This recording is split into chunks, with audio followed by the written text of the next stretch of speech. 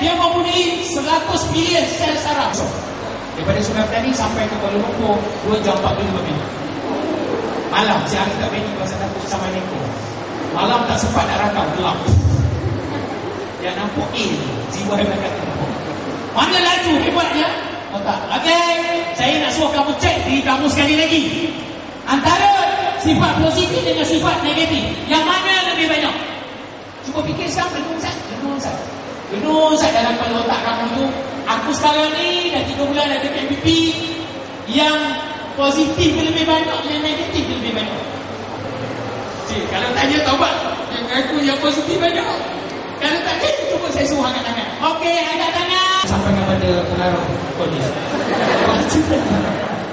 Pasal kita nak buat program lain. Lepas ni kita nak bawa ke Pulau Pampur, Gunung Jerai. Kalau banyak duit kita buat ke Hawaii.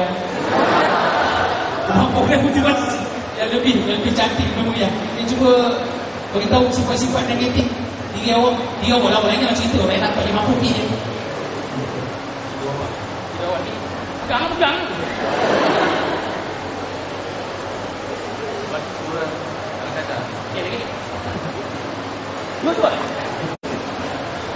Dia kata sifat buruk dia. Terima kasih bang, terima kasih tanya. Salam tu. Suka tidur awal. Dan yang kedua, buat tuturan tu ala kadar. Maka kalau itulah dia cek diri kita. Dan orang lain pun cek lah apa benda sifat buruk yang ada pada diri kita. Kalau kata suka tidur awal, cuba buat sesuatu benda yang boleh melambatkan kita tidur. Semua steady yang dulu. Lepas ini tinggal betul. Lepas ini awak program PhD ke PhD? PhD. SPM dah buat 5 sekolah mana? Sekolah menengah Padang. Sekolah Padang ni. Oh, saya tahu. Ini lah pengajar di sini sekolah Padang.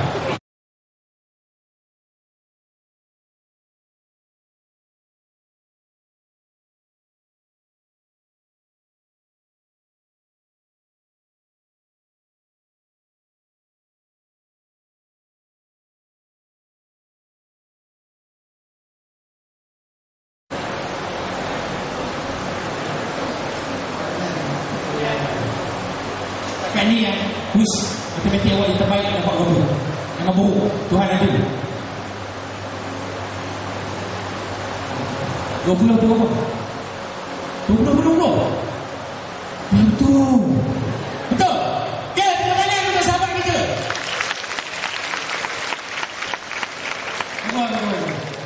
Saya bangga lah dengan awak.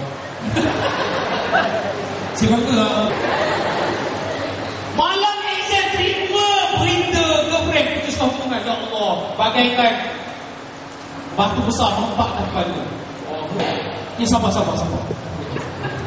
Jangan lock. Pak Elian. Dia ambil yang? Okey, tarik susu. Kalau suruh pegang sebelah ni, pegang 2 belah. Tangan kita. Bersemangat untuk pergi ke Johor dan seterusnya mencipta kecemerlangan untuk KMPB. Okey, tepuk untuk diri sendiri. Yes.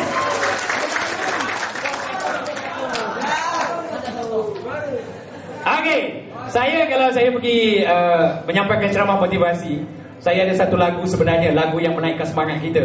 Lagu M. Nasir Mantra Semerah Padi.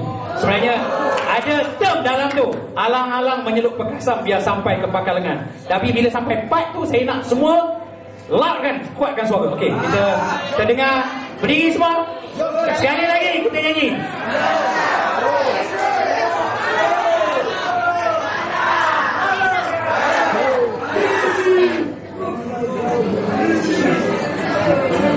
Okey, dengar Hayati.